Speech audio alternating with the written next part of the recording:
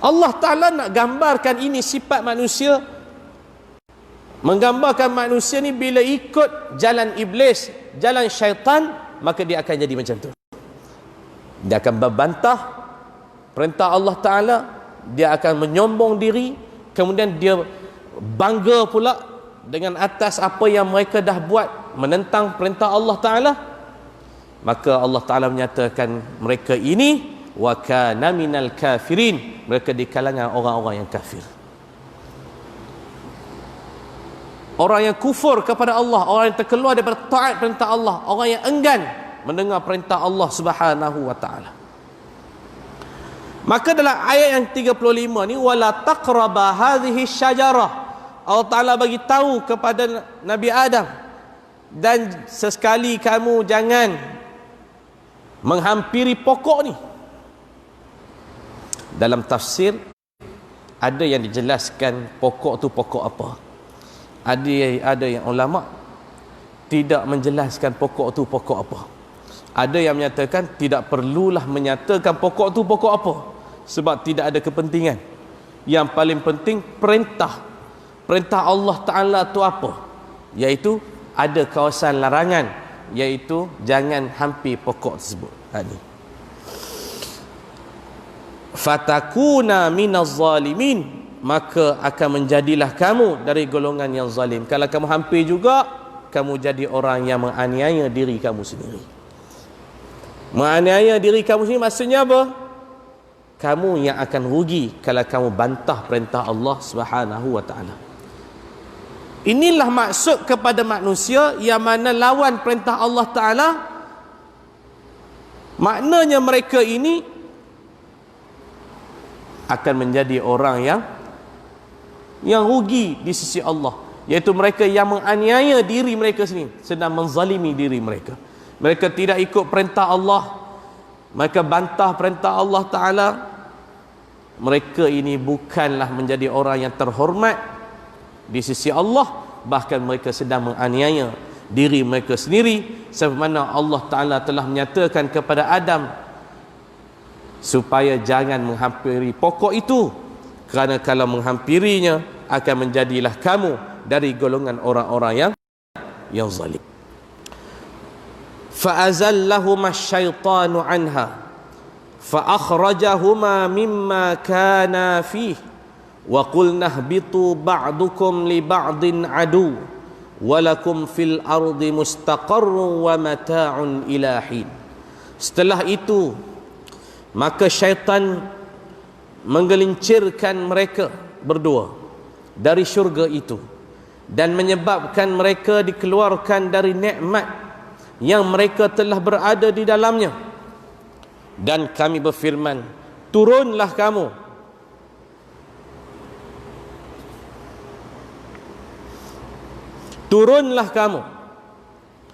kamu di situ dengan maksud Nabi Adam dan isterinya. Termasuklah juga ialah syaitan. Turunlah kamu dengan maksud Adam, isterinya Hawa, dan juga syaitan. Allah Ta'ala perintahkan turun. Sebab apa? Sebab dah makan. Tadi jangan hampir. Ni bukan sekadar hampir, petik makan. Maknanya buat banyak dosa, buat banyak salah. Maka Allah Ta'ala kata fa'akhrajahuma fa'azallahuma syaitanu anha fa'akhrajahuma mimma kana fih. Allah Ta'ala menyatakan turunlah kamu, sebahagian kamu menjadi musuh kepada sebahagian yang lain, dan bagi kamu semua disediakan tempat kediaman di bumi serta mendapat kesenangan hingga ke suatu masa, yakni mati. Bila mana Allah Subhanahu wa Ta'ala perintahkan mereka ini turun ke bumi, termasuklah syaitan disingkirkan oleh Allah Subhanahu wa ta'ala. Dan Allah Ta'ala kata, antara satu sama lain, antara Adam, bangsa manusia, dengan syaitan, anak cucu iblis ini, mereka ini sama-sama akan bermusuh di bumi nanti. Bermusuh. Bagi manusia yang taat perintah Allah, maka musuhnya ialah syaitan. Syaitan musuhnya ialah orang yang beriman, orang yang hampir dengan Allah Subhanahu wa ta'ala. Orang yang hampir dengan Allah ialah musuh kepada syaitan. Begitu.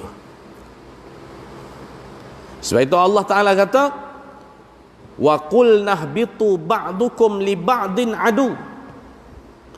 Dan antara satu sama lain itu akan menjadi musuh, yaitu manusia yang turun jadi orang yang beriman akan menjadi musuh kepada syaitan.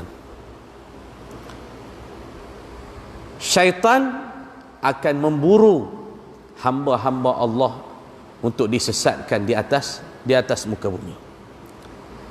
Yang keduanya di sini nak disebut bahawa takdir Allah Subhanahu wa ta'ala. Allah takdirkan memang Adam alaihi salam turun ke bumi sebagai khalifah mentadbir urus di atas muka bumi Allah Subhanahu wa ta'ala. Ini sudah termaktub semana yang telah Allah Subhanahu wa ta'ala sebut di dalam Al-Quran. Maka inilah yang disebut oleh Allah Subhanahu wa ta'ala, walakum fil ardi mustaqarru wa mata'un ila hin. Dan bagi kamu semua disediakan tempat kediaman di bumi. Allah Ta'ala sediakan tempat. Ada daratan, ada lautan. Ada darat, ada laut. Di atas muka bumi ni ada darat, ada laut. Di darat ada kehidupan. Di laut, maknanya di air pun ada kehidupan. Dah Allah Ta'ala sediakan nikmat kepada mereka yang telah dihidupkan oleh Allah Subhanahu wa ta'ala di atas muka bumi. Allah Ta'ala tak biarkan bila dicampakkan Adam alaihi salam campak atas bumi, maka Allah Ta'ala biarkan mereka begitu saja. Tidak. Allah Ta'ala turunkan rahmat. Rahmat apa? Rahmat dapat hidup di atas muka bumi. Sebab itu kita masih lagi Allah Ta'ala bagi hidup di atas muka bumi, syukur banyak-banyak kepada Allah. Inilah rahmat Allah Ta'ala. Inilah nikmat yang Allah Ta'ala bagi yang paling besar. Selepas daripada kita ni dah jadi Islam, dah jadi orang yang beriman, ialah nikmat kita hidup lagi. Nikmat kita bangkit tidur, kita boleh hidup lagi. Alhamdulillahilladzi ahyana ba'dama amatana wa ilaihin nusyur. Islam ajar dah doa bangkit tidur. Segala puji bagi Allah yang telah hidupkan kami semula. Setelah Engkau matikan kami, tidur tu mati, dan kami akan dikembalikan nanti. Bangkit tu kita nikmat. Kita bangkit tidur tu nikmat. Alhamdulillah dapat hidup lagi hari ni, tambah sehari tu pun belum tentu juga lagi, baru bangkit tidur baru. Tapi nikmat. Sampai hari ini alhamdulillah kita diberi nikmat oleh Allah Subhanahu wa ta'ala dapat hidup lagi. Nikmat kehidupan. Sebab itu Allah Subhanahu wa ta'ala bagi rahmat dan nikmat kehidupan itu kepada Nabi Adam dan Sayyidatuna Hawa. Bila mana Allah Ta'ala perintahkan mereka ini turun ke bumi, Allah Ta'ala tak biarkan mereka begitu saja, tapi Allah Ta'ala bagi rahmat dan nikmat kehidupan. Nikmat hidup, cari makan, tu nikmat hidup. Sebab itu kita ni jangan sentiasa maknanya mengeluh. Kita ni sentiasa maknanya menyalahkan takdir.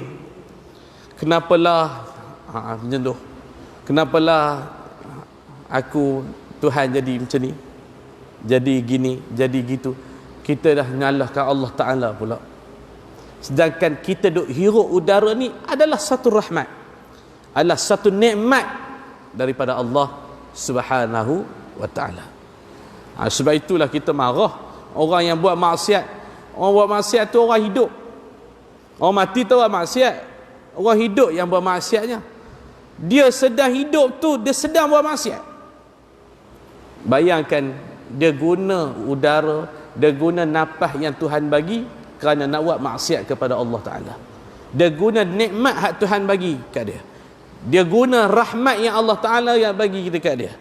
Dia buat untuk maksiat kepada lawan balik Allah Subhanahu wa Ta'ala. Sebab itu berdosa. Sebab itu berdosa. Dan sebab tu juga berpahala bagi orang yang guna kehidupan dia dengan nikmat hak Tuhan bagi, dengan rahmat hak Tuhan bagi, dia buat perkara yang disuruh oleh Allah, boleh pahala.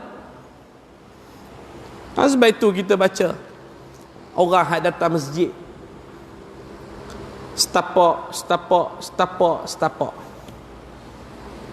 Ingat tak ada pahala ke? Rasulullah sebut dalam hadis,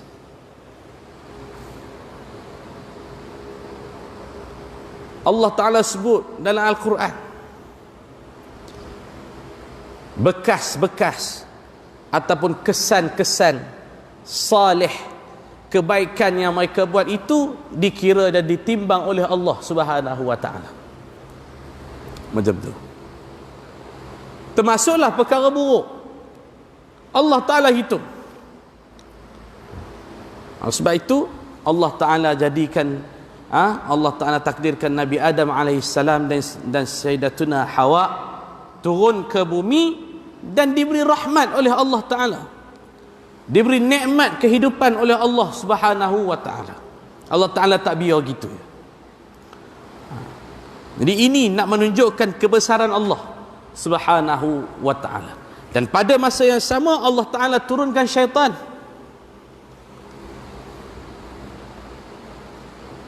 Syaitan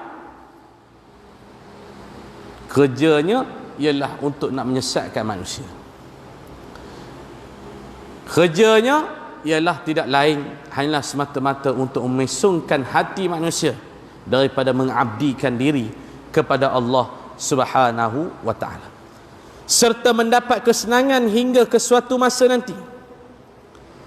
Mana bagi manusia yang berusaha di atas muka bumi, maka dia akan dapat. Dia berusaha, dia dapat. Dia nak makan, dia cari makanan, maka dia akan dapat makanan tu. Allah Ta'ala bagi. Sama ada waktunya singkat atau waktunya panjang, tapi Allah Ta'ala akan bagi. Sudah sampai masanya Allah Ta'ala akan bagi. Ada orang cari, umpama seorang laki-laki, dia pergi keluar nak cari makan. Ada dua orang laki-laki yang keluar cari makan. Seorang pergi ke utara, seorang pergi ke selatan. Yang pergi ke utara tak sampai beberapa hari dia sudah dapat makanan. Yang dia ke selatan pula, begitu lama tempoh masa dia cari makanan, tapi akhirnya dapat juga. Maknanya apa? Usaha serta mendapat kesenangan itu di atas muka bumi. Kalau kamu cari, Allah Ta'ala akan bagi. Dengan rahmat Allah Ta'ala bagi. Allah Ta'ala bagi. Cuma masa tak sama. Ada orang cari cepat dia dapat, ada orang cari dia lambat sikit, ada orang lama esok ni baru dapat, ada orang tak nampak, last sekali baru nampak. Allah Ta'ala atur dah ikut sesuai saiz manusia. Allah Ta'ala bagi ada sebab kepada seorang itu. Ada orang duk fikir orang kafir ni bila dia buat mesti jadi. Hak kita usaha dah ikut betul dah tak jadi. Dua heran gitu. Kita buat kebun tak jadi-jadi. Jadilah sikit. Tapi depa buat jadi. Ini semua aturan yang Allah Ta'ala bagi. Tuan-tuan baca dalam tafsir surah Al-Fatihah pun sudah cukup cerita bagaimana sifat Ar-Rahman, sifat Ar-Rahim Allah Subhanahu Wa Ta'ala itu untuk kehidupan manusia di atas muka bumi Allah. Maka di sini Allah Ta'ala sebut walakum fil ardi mustaqarru wa mata'un ilahin, serta mendapat kesenangan mereka itu di atas dunia, di atas muka bumi. Maya akan dapat Adam dan Hawa akan jumpa juga, walaupun jauh perjalanan mereka, tapi sampai jumpa Nabi Adam alaihi salam dengan Sayyidatuna Hawa, jumpa walaupun jauh. Wa mata'un ilahin, sehingga ke suatu masa, iaitulah mati. Bila mati terputus kesenangan itu. Banyak dia yang kata atas bumi ini, di atas muka bumi ini hidup dia macam tu. Bila mati maka terputus semua. Hak yang dunia-dunia hak cari ini dia terputus bila waktu mati. Habis. Hak kita cari untuk dunia, keperluan dunia apa semua, untuk kelengkapan hidup kita, kesenangan hidup atas dunia ni, maknanya dia akan berhenti bila kita mati. Sebab itu kita ulang selalu, dalam perkara ni orang selalu tertipu, duk sibuk dan kalut cari dunia semata-mata, tetapi lupa Allah Subhanahu Wa Ta'ala. Benda ni benda simple. Orang kata berapa kali dah duk ulang benda ni, tapi biar banyak kali ulang, biar orang banyak terpasak dalam hati orang, supaya orang tahu bahawa dunia bukan selama-lamanya. Kita hidup di atas muka bumi Allah ni bukan nak tongkat langit, tapi kita ada satu lagi kehidupan yang kita nak tempuh, iaitulah waktu kita dihitung oleh Allah Subhanahu Wa Ta'ala di akhirat. Harta kita habis bila kita dah mati, orang dah perai dah, hancur lebur dah, habis dah. Kita di sana, kita bawa amalan kita. Apa yang kita dah buat dengan semua benda yang kita cari atas dunia dulu, untuk kehidupan kita di akhirat Allah Subhanahu Wa Ta'ala. Sebab itu ada hadis Nabi SAW. Nabi menyatakan tidak berganjak tapak kaki anak Adam itu sehingga ditanya 4 perkara. La tazulu qadama abdin hatta yus'alu an arba'in. Tak berganjak tapak kaki anak Adam tu sehingga padanya ditanya 4 perkara. Antara disebut an umrihi fima afnahu, disebut oleh Nabi SAW. Antara ditanya ialah apa? Tentang umurnya, ke mana dihabiskan. Umur Allah Ta'ala bagi atas dunia cukup lama. Ada orang banyak lama masa Allah Ta'ala bagi atas dunia. Dengan lama tu membuat apa dengan umur yang banyak tu? Dengan harta, ainaktasabahu wa fima anfaqta wa fima anfaqahu, mana kamu dapat dan mana yang kamu belanjakan.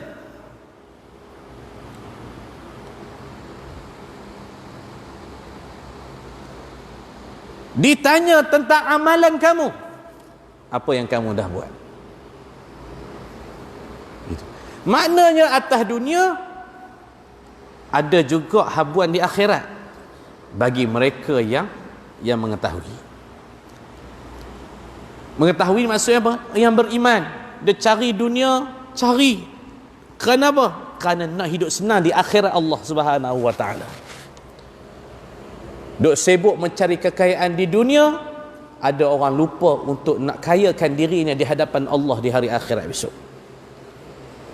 Mengejar ke sana kemari kerana nak hidup senang atas dunia, sehingga ada orang lupa tentang dia nanti nasib dia depan Allah di hari akhirat. Maka ayat ni pesan, kesenangan atas dunia ni sekejap ya. Putus bila? Mati. Bila mati semua tak ada dah. Sebab itu hadis masyhur selalu kita sebut, idza mata ibnu adam inqata'a amaluhu illa min salas. Bila matinya anda Adam ni, terputus semua perkara di atas dunia, melainkan 3 perkara: sedekah jariah, ilmu yang bermanfaat, anak yang soleh yang mendoakan dia. Hak ni lah nak bawa. Hak teruk kerja atas muka bumi nak bawa 3 benda ni lah. Yang ni lah yang dipesan kepada kita dalam ayat ni. Nabi pengajaran kepada kita bahawa Allah Ta'ala bagi kehidupan dah bagi tanah cukup dah bagi nikmat cukup dah. Semua ni akan terputus bila kita dimatikan oleh Allah Subhanahu Wa Ta'ala. Yang mati itu pun adalah perancangan Allah, bukan perancangan kita. Kita tak tahu kita mati bila. Ada orang mati muda, ada orang mati tua, ada orang mati waktu pertengahan umurnya, dan macam-macam lah Allah Ta'ala boleh buat. Maknanya umur ni matinya Allah Ta'ala pegang. Kita pun tak tahu juga. Yang terputusnya kesenangan di atas dunia ialah bila mana Allah Ta'ala takdirkan kita tu mati. Bila mati, selesai dunia, Allah Ta'ala nak kira apa yang kamu nak bawa di hadapan Allah di hari akhirat besok. Wallahu a'lam bissawab. Dan inilah mudah-mudahan sikit sebanyak bacaan kita pada ayat yang ke-36 ni, maknanya pengajaran lah, istifadah yang kita boleh kutip sikit sebanyak daripada ayat yang kita baca ni. Mudah-mudahan insya-Allah akan memberikan kehidupan pada hati kita supaya menjadi hamba Allah yang taat insya-Allah. Wallahu subhanahu wa ta'ala a'la wa a'lam. Bismillahirrahmanirrahim. Allahumma ja'al jam'ana hadha jam'an marhuma wa tafarruqana min ba'dihi tafarruqan ma'suma. Allahumma ya muqallibal qulub thabbit qulubana ala dinika wa ala ta'atik wa ala da'watika wa ala nusrati syari'atika ya rabbal alamin. Allahumma faqihna fid din wa 'allimna at-ta'wil wahdina ila siratikal mustaqim bibarakatil Qur'anil azim ya akramal akramin ya arhamar rahimin walhamdulillahi rabbil alamin. Assalamualaikum warahmatullahi wabarakatuh.